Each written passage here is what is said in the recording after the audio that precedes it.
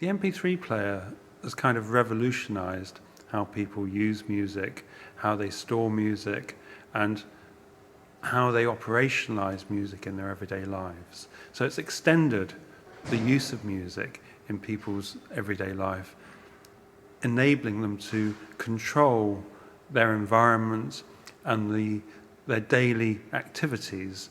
Part of iPod use is to deny the contingency of people's everyday experience. So it means they can control it.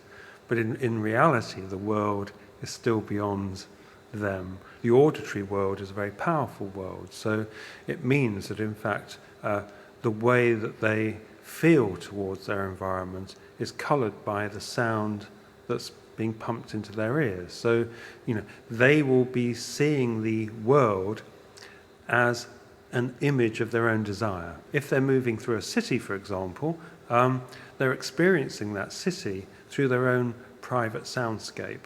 And that soundscape could be anything. But in fact, we know that it is constructed according to their own mood or inclination, and controlled by them. So of course, what you have is a hermetically sealed environment. And increasingly cities are populated with people, each in their own private bubble. Anything that people use so frequently is going to be an important part of how they construct their identity. You can't divorce that from the role that music plays in people's identity.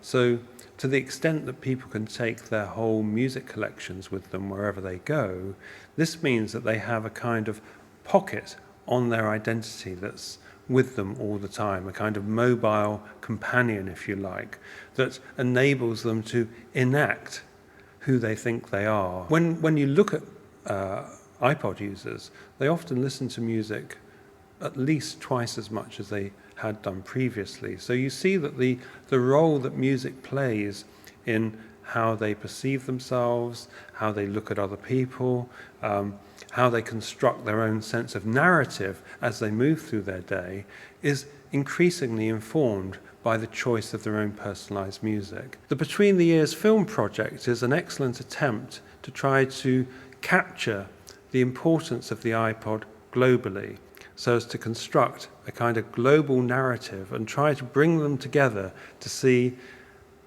how diverse cultures experience their everyday life through one technology like the iPod.